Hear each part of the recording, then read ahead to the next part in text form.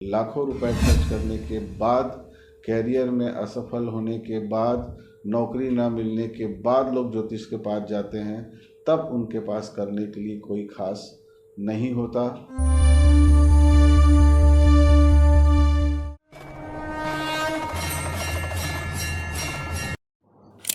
नमस्कार मित्रों, ज़्यादातर पेरेंट्स और ज़्यादातर स्टूडेंट्स यही गलती कर रहे हैं, इसलिए भी उन्हें पढ़ाई के बाद नौकरी और व्यवसाय में दिक्कत आ रही है। जिन्हें जॉब मिल भी गई है, उन्हें जॉब सेटिस्फेक्शन नहीं है।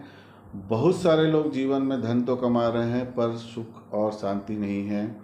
ये बात बहुत से लोग कर रहे हैं, ये गलती बहुत से लोग कर रहे हैं।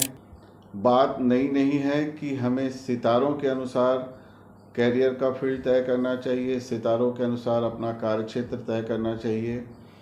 यही एक वजह है जिसमें गलती करने के लंबे और गंभीर दुष्परिणाम भुगतने पड़ते हैं। ज़्यादातर बच्चे पेरेंट्स के, सोसाइटी के और अपने दोस्तों के इन्फ्लुएंस में अपना सब्जेक्ट और अपना कॉलेज तय करते हैं।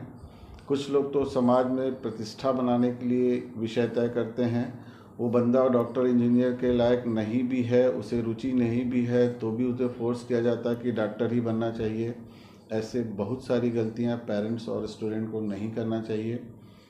ये गलती आज की दशा में की गई है, और अगर एक साल बाद ही महादशा बदलने वाली है तो सोचिए कि इस फैसले का आने वाले सालों में कितना गहरा असर पड़ने वाला है। सोचिए, यदि आपने शनि की महादशा में या राहु की महादशा में कोई निर्णय लिया है जो आज आपको बिल्कुल सटीक लगता है और आपको लगता है कि ये सब संभव है, और एक साल बाद ही यदि गुरु की महादशा आ जाएगी तो क्या परिवर्तन होगा। ये बड़ा परिवर्तन है, बहुत बड़ा परिवर्तन है। राहु महाराज के प्रीव्यू में रहकर जो भी निर्णय लिया गया है वो बृहस्पति ग्रह की महादशा में आते ही बहुत ज़्यादा परिवर्तन महसूस कराएगा।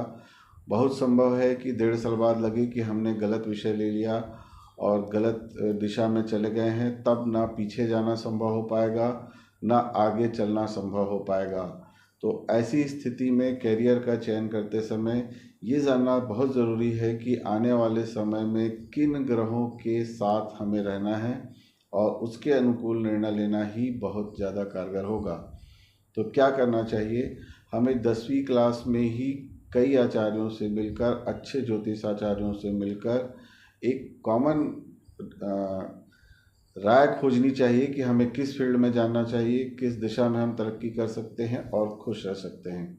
यदि एक साल बाद ही सही वो दिशा, वो महादशा आने वाली है, तो उसके अनुसार तैयारी करेंगे, तभी जाकर आने वाला 17 साल, 15 साल, जो कि आपके पढ़ाई, नौकरी, रोजगार, शादी और हर तरह के सेटलमेंट के लिए एक ही अवसर होगा, एक ही ग्रह की दशा होगी, तो काम आसान होगा, विचलन नहीं होगा।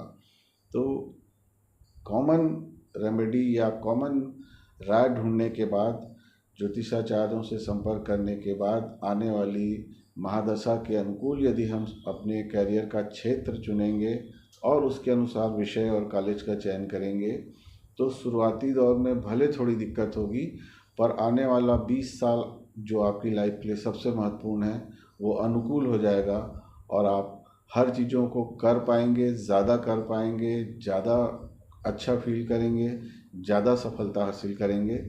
कुल मिलाकर कैरियर के लिए किसी भी काउंसिल से ज़्यादा ज़रूरी है अपने अनुकूल ग्रहों को समझना, अनुकूल महादशा को समझना, सामने आने वाली महादशा को समझना, और उसके प्रीव्यू में हम क्या कर सकते हैं इस बात को समझना, और तब जाकर कैरियर का चयन करना हितकर रहेगा, लाभकारी होगा और सबसे ज़्यादा सुकून देने वाला होगा।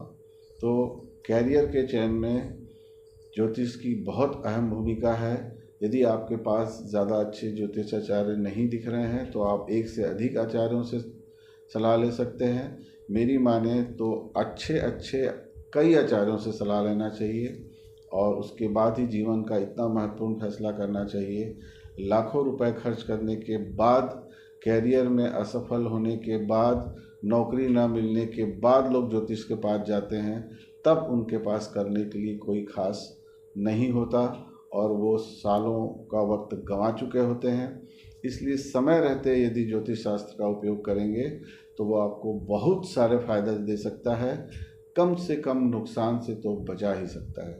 शास्त्र के महत्व को समझें, शास्त्रियों का लाभ उठाएं और अपना कैरियर बेहतर बनाएं। बहुत बहुत धन्यवाद। नमस्कार।